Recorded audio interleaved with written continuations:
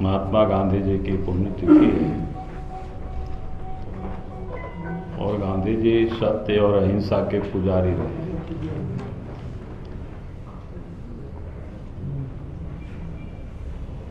और आज इस प्रदेश में तथाकथित अपने को गांधीवादी कहने वाले लोग मिलजुल करके सरकार चला भी रहे।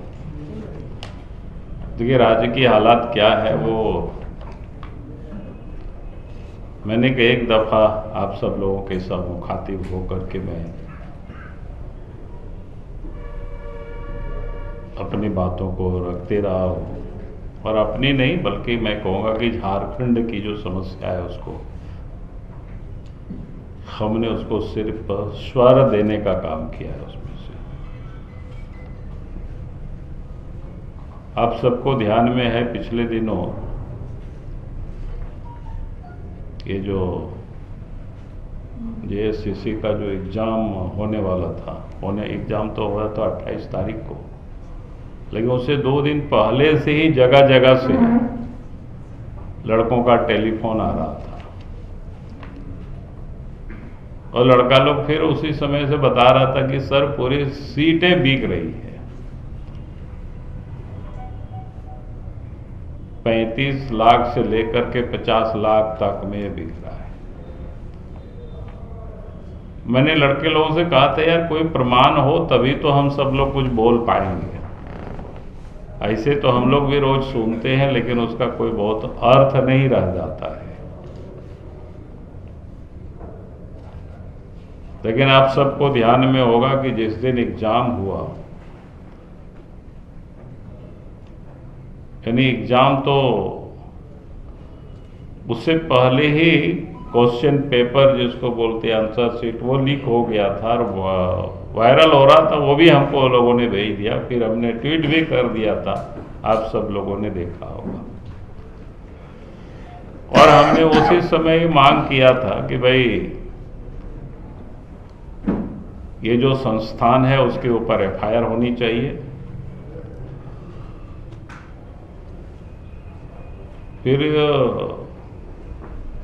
ये जो JSCC के जो चेयरमैन हैं उनके ऊपर भी FIR होनी चाहिए और पूरे मामलों की जांच CBI से करानी चाहिए। उस दिन भी मैंने इस बात को दोहराया था। आप सब लोगों ने देखा, किसी किसी के न्यूज में विषय भी आया, वो किसी से छुपा हुआ नहीं है। मैं आज ये कह रहा था कि 4 वर्षों से झारखंड में हेमंत सोरेन के नेतृत्व में गठबंधन के लोग की सरकार चल रही है।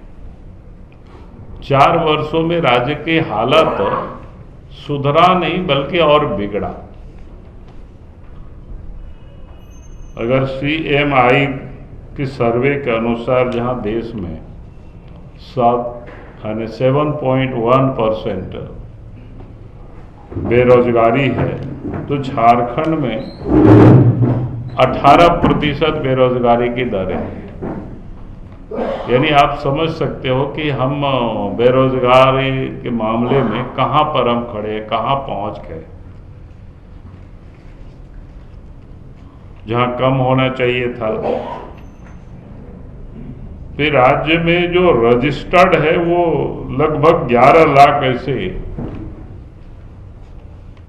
जो पढ़े लिखे नौजवान जो नियोजनालय में अपना नाम जो दर्ज करते हैं, वो बड़ी संख्या है। 11 लाख कम नहीं होता। उसमें भी जो स्किल्ड है उसकी भी संख्या 1 लाख से अधिक है।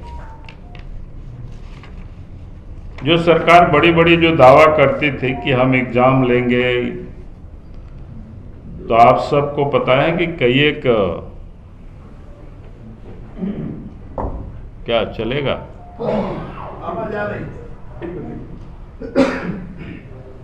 तो कई एक एग्जाम कि JSCC का रद्द हुआ है प्रश्न लीक होने के मामले को ही लेकर के। ये पहली घटना नहीं है, पहले भी इस प्रकार की कई एक घटना हुई है।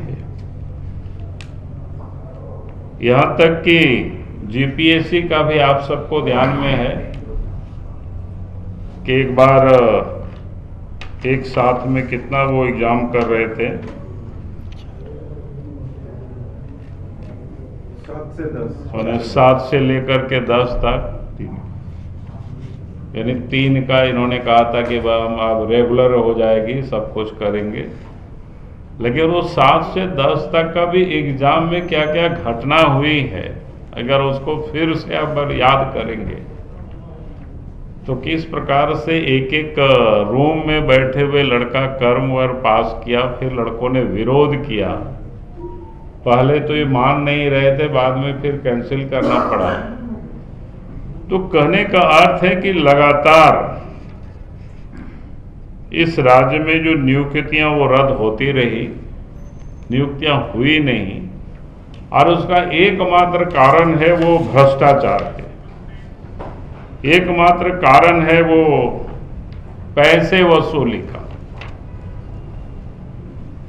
जो सरकार ये कह रही थी कि भाई हम 5 लाख लोगों को रोजगार देंगे, 5 लाख को नहीं देंगे तो फिर हम संन्यास लेंगे, बड़ी बड़ी बातें की थी। विधानसभा में तो कहा था कि 5,000 7,000 तक के हम भत्ता भी देंगे, लेकिन वो दिया भी नहीं। आज हालत ये पैदा हुई है राज्य के अंदर में, भाई इस सरकार से उम्मीदें करना ये बेईमानी है। क्योंकि हेमंत सोरेन जी जिस प्रकार से खनिज संपदा की लूट में खुद संलिप्त है, जमीन की लूट में, उनके संरक्षण में लूट हो रही है झारखंड में,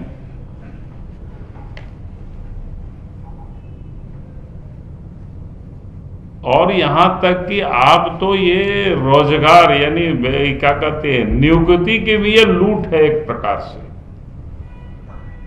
इसको भी इन्होंने पैसा कमाने का एक जरिया बना लिया है। भाई देश के अन्य हिस्सों में भी, राज्यों में चुनाव होता है, क्या कहते हैं कमीशन है, वहां भी पब्लिक सर्विस कमीशन है, तो वो भी एग्जाम होता है और समय पर एग्जाम होता है, समय पर रिजल्ट होता है, बच्चों की बहालियां होती रहती है। लेकिन झारखंड में तो इन 4 वर्षों में जिस प्रकार से इन्होंने दावे किया था, 4 वर्षों में क्या हुआ किसी से छुपा हुआ नहीं। अब तो हेमंत सोरेन से उम्मीद भी नहीं की जा सकती, जो कि इस राज्य की ये जो मुख्यमंत्री है, कोयला के लूट में इनका संरक्षण प्राप्त है, बालू के लूट में इनका संरक्षण प्राप्त है, लोहा की लूट में संरक्षण प्राप्त है, जमीन के लुटेरों को संरक्षण प्राप्त है, और यहां तक कि आप तो ये जो सरकारी वैकेंसी भी है, तो ये सर्विस भी बेचा जा रहा है। यानी झारखंड के बच्चों के साथ, भविष्य के साथ ये खिलवाड़ किया जा रहा है। और मैं तो ये कहता हूं कि अगर 30-35 लाख और 50 लाख दे करके कोई सहायक बनेंगे, यानी करप्शन की बुनियाद को वही डालेंगे, वो फिर झारखंड का क्या होगा ये समझ सकते हो। और जिस राज्य के मुख्यमंत्री ही, पिछले दिनों आप सबने देखा कि ईडी ने जांच की, उनके कई ठिकानों में छापा मारे, उनके कई शागिर्द लोगों के पास करोड़ों रुपया भी बरामद हुआ, और कई एक अफसरों के ऊपर, इंजीनियर के ऊपर जो दलाल थे, बिचौलिया थे, केस करने के लिए सरकार को लिखा गया पत्र, आज तक उसमें से केस नहीं किया। अगर ये ईमानदार होते, करप्शन पर इनकी सख्त होता, तो फिर जो भी भ्रष्ट अफसर थे उनके ऊपर कार्रवाई करते, केस करते, लेकिन वो तो इन्होंने किया नहीं। और अब इनसे तो उम्मीद ही नहीं की जा सकती। और अब तो हद हो गया कि भाई जिस राज्य के मुख्यमंत्री, उनसे अब जनता कैसे भरोसा करेंगे, नौजवान क्या भरोसा आप करेंगे, जिस राज्य के जो मुख्यमंत्री ईडी से डर के मारे भागते फिरे, सीबीआई से डर के मारे भागते फिरे, छुप करके दिल्ली से भाग करके रांची आ जाए, तो आप समझ सकते हो कि इस राज्य के कहां चला जा रहा है और उससे इस राज्य की जनता को सुरक्षा कैसे मिल सकती है। ये तो लगता है कि अपराधियों के एक गिरोह को इन्होंने खड़ा कर रखा है।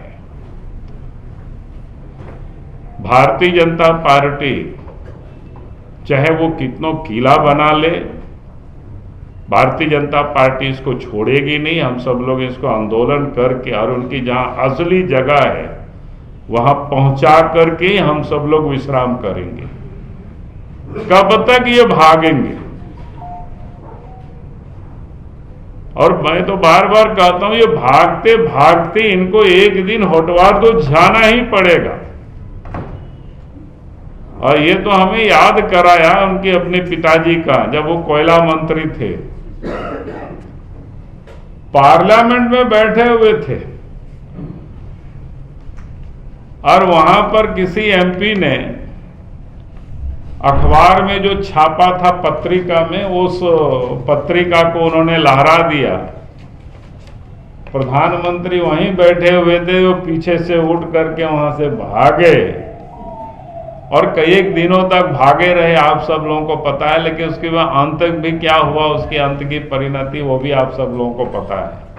उस समय कोई बीजेपी की सरकार नहीं थी, उस समय कोई क्या बोलते हैं, मोदी जी नहीं थी और अमित शाह जी भी नहीं थे। उस समय तो मनमोहन सिंह के गवर्नमेंट में ये खुद मंत्री थे और वहां से भाग करके, और बाद में मनमोहन सिंह बेचारा इधर उधर देख रहे कहाँ है, खोज रहे हैं, ये तो फरार। और फिर बाद में उनको जाना ही पड़ा, क्या बोलते उसको, ससुराल कहिए या जाना ही पड़ा। तो मैं कभी कभी सुन करके मैं कल्पना करता हूं कि ये व्यक्ति मुख्यमंत्री है और मुख्यमंत्री दिल्ली से चुपके से भागा, तो वो दृश्य कैसा रहा होगा। जो व्यक्ति पुलिस से डरता है, क्या बोलते हैं, डर रहा हो, ईडी से डर रहा हो, सीबीआई से डर रहा हो, तो झारखंड की जनता की वो हिफाजत क्या कर सकते हैं। और इसलिए मैंने आज ये कहा कि भाई हमारी आंदोलन तो चल ही रहा है शुरू से, और आंदोलन तब तक जारी रहेगी जब तक इस सरकार को अपनी जगह पर हम लोग नहीं पहुंचा लेते। क्योंकि झारखंड के भविष्य का सवाल है, झारखंड के बच्चों का सवाल है, और झारखंड को करप्शन मुक्त झारखंड बनाने का सवाल है। और इसके लिए लड़ाई, चाहे जितनी भी लंबी लड़ाई लड़नी हो, लेकिन लड़ी जाएगी। और फिर चोरों का जहां जगह होता है उस जगह पर ही उसको पहुंचा दिया जाएगा। बहुत बहुत धन्यवाद। सर, अभी चेयरमैन ने कहा है कि जो बीजेपी ने किया है वो मानहानि है और वो आपके खिलाफ 499 के तहत वो मुकदमा भी करेंगे। साथ ही उन्होंने ये भी कहा, मैं नहीं बोल रहा, उनका यह आरोप है कि बाबूलाल जी को जो मनोचिकित्सक से इलाज करवाएगा उसको 11 लाख का इनाम देगा। चलो अच्छी बात है भाई, केस तो करे, हम तो चाह ही रहे, हमको क्या प्रॉब्लम है ऐसा। सर लेकिन और जो 11 लाख की इनाम की बात, आज जो बैठक हुई, अरे हम कहेंगे कि आप ही लोग उसको ले लीजिए 11 लाख का, क्या दिक्कत है। मुख्यमंत्री आवास में आज बैठक हुई है सर, उसमें कल्पना सोरेन भी शामिल हुई। देखिए अब उनके, देखिए मेरा सवाल क्या है कि उनके क्या बैठक हुई, इसमें से मेरा कोई विषय नहीं है ना। सर आप सीएम रहे हैं, हाँ जी, प्रोटोकॉल क्या कहता है कि सीएम ऐसे भाग करके आना, प्रोटोकॉल? अरे प्रोटोकॉल नहीं भाई, कोई राज्य के या देश के कोई नेता हो और उनको नोटिस जाए और वो भागे फिरे अफसरों के डर से, तो उस अफसरों से वो क्या काम करा सकता है? सीधी सी सवाल है। बाबूलाल जी, लेकिन हेमंत जी भागेंगे क्यों? ना ही लुकआउट नोटिस है, ना ही बाहर। अरे भैया वही तो मैं कह रहा हूँ, लुकआउट नोटिस रहता तो तब समझ में भी आता कि भागे। भाई वो मुख्यमंत्री है। तो आप क्यों बोल रहे हो भाग रहे हैं? अरे भागे तो कहाँ भागे? जब 2 दिन तो पता ही नहीं चला, कोई बता नहीं रहा था। अरे छुट्टियां स्पेंड करने गए थे। अरे आप कहा, वही तो उस समय बताते ना कि भाई हम छुट्टी करने के लिए जा रहे हैं, ऐसे हम बाई रोड जा रहे हैं। कहाँ दिक्कत है? वो बताता है ना क्या दिक्कत है उसमें।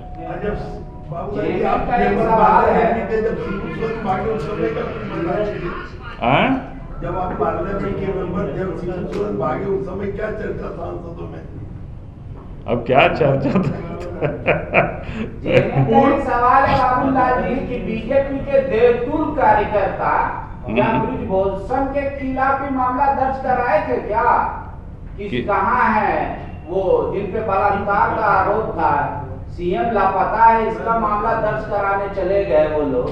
लापता अब स्वाभाविक है भाई, राज्य के मुख्यमंत्री अगर गायब हो, कोई अधिकृत रूप से कोई बता नहीं रहा है कहाँ है, तो हमारे युवा मोर्चा के साथियों ने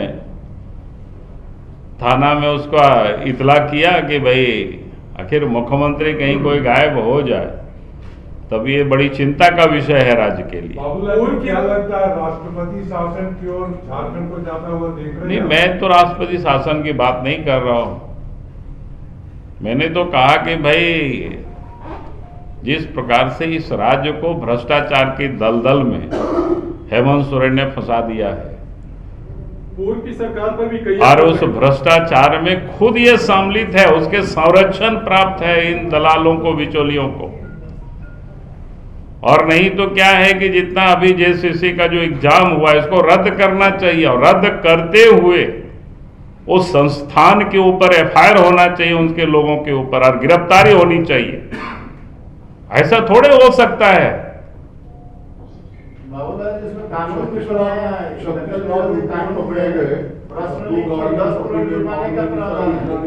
अब वो तो हमें डिटेल नहीं जानकारी, वो मैंने फोटो देखा है, डिटेल जानकारी होगा तो बताएंगे, कल छापेगा उपेगा, आप लोग देखेंगे। आज तो इतना ही है कि हमने देखा नहीं अभी उसको, खाली हम व्हाट्सएप में लोगों ने भेजा है तो मैं उसको जरूर देखा हूँ। अभी हमको लोग दिखा रहा था युवा मोर्चा वाले कि सर देखिए इतना इतना टका है। हम बोले यार ये तो कम है, कांग्रेस यहाँ से 351 करोड़ या कितना का मिल चुका है, पहले भी 19-20 करोड़ रुपया मिल चुका है, तो ये कोई बड़ी बातें नहीं है। इस सब में तो बहुत छोटा रकम है उनके लिए। आप जेएसएससी की परीक्षा रद्द करने की मांग करते हैं, नीरज सिन्हा जो उनके चेयरमैन है उन पे भी एफआईआर दर्ज करने की मांग करते हैं।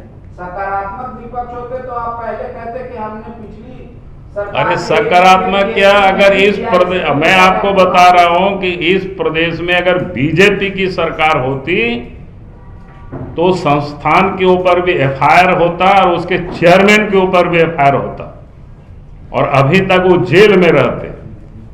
ऐसा थोड़े होगा कि बच्चों के भविष्य के साथ यहाँ खिलवाड़ करेगी सरकार। अरे बच्चे माड़ भात खा करके पढ़ाई कर रहे हैं, माँ बाप को एक सपना होता है कि हमारे बच्चे पढ़ लिख करके जितना भी जॉब है वो मिलेगा। अब ये तो साहब आप नौकरी भी बेच रहे हैं, अरे जमीन बेच रहे हो, कोयला बेच रहे हो, समझ में आता है। ये बच्चों का भविष्य को भी आप बर्बाद कर रहे हैं, करप्शन की बुनियाद भी आप डाल रहे हो, क्या मतलब है? तो इसलिए ये ऐसा नहीं चलेगा। और मैं आपको बता रहा हूं, जिस दिन बीजेपी की सरकार बनेगी ऐसे ऐसे ऑफिसर जो सब अंदर में रहेंगे होटवार में, और ऐसा कोई भी संस्थान अगर गड़बड़ करेगा तो वो भी होटवार जेल में रहेंगे। लगातार से होटवार की बात हो रही है। पूर्व की सरकार रघुवर दास की सरकार थी, उन पे भी कई आरोप लगे थे, उनके मंत्रियों पे भी। अब मैं पूर्व की बात नहीं कर रहा हूं, मैं वर्तमान की बात कर रहा हूं। लेकिन आप तो राजनीति की तरह बात ही नहीं कर रहे, जज की तरह बता रहे हैं कि सही जगह हेमंत सोरेन का होटवार है। अरे भाई जब इतना कोई चोर करे, चोर का जगह कहाँ होता है हमको बताइए। तो बोले न्यायालय का भरोसा। अरे न्यायालय का तो न्यायालय भाग रहे हैं ना जी, जहां ईडी उनको पूछताछ के लिए कर रहे तो भाग रहा है। 31 को बुलाया, कैसे करे बात? अरे बुलाया क्या भाई, उनको जाना चाहिए दफ्तर। 5 मंत्रियों पे एसीबी का चल रहा बीजेपी पूर्व क्या चल रहा है? एसीबी का जांच जो चल रहा था आज तक संपत्ति वाला। अरे भाई चल रहा है तो जांच करे, कौन रोका है? नहीं, लेकिन ये शब्द कहना कि भाग रहे हो तो ED अरे भाग रहे भाई, भाग रहे हैं। 9वां कितना बार, 10वां बार नोटिस हो चुका भाई पांडे जी, 10वां बार नोटिस हो चुका, बताइए। बाबूलाल जी, गैर भाजपा शासित के जितने भी प्रदेश रहे हैं और बिहार भी अब भाजपा शासित हो गया, एनडीए शासित हो गया, सभी कह रहे हैं कि बीजेपी इस्तेमाल कर रही है जांच एजेंसियों। अच्छा, हम कहें कि लालू यादव उन्हीं के मित्र है, उन्हीं लोगों के मिलकर के सरकार चला रहे हैं। लालू यादव कब फॉर्डर एस्केप में जेल गए थे? उस समय कौन बीजेपी की सरकार थी? केंद्र में भी उन्हीं की सरकार थी। मनमोहन सिंह की सरकार में जितना घोटाला हुआ उसी की सरकार में कई लोग चले गए जेल। नरसिम्हा राव इस देश के प्रधानमंत्री थे, संसद में रिश्वत कांड था, यही शिबू सोरेन जी जेल गए। उस समय कहां पर, उस समय नरेंद्र मोदी और अमित शाह जी थे। आप चोरी करेंगे भाई, आप गड़बड़ करेंगे तो आपको जाना ही पड़ेगा, उसको आपको कोई बचा नहीं सकता है। बचा कहां पाया है, क्या बोलते हैं, नरसिम्हा राव कहां बचा पाए देवेगौड़ा लालू यादव को? जाना ही पड़ा ने, आज भी रोज यात्रा कर रहा है। लेकिन आप गड़बड़ करेंगे तो आपको जाना ही पड़ेगा। कांग्रेस तो कह रहे हैं, उदाहरण है कि जो बीजेपी के वॉशिंग मशीन में आया वो नहीं गया, ईडी रास्ता भूल गई। बोला महाराष्ट्र उदाहरण है, और झारखंड में भी ये सारा प्रयास इसीलिए किया जा रहा है कि वॉशिंग मशीन में धुल जाए हेमंत सोरेन।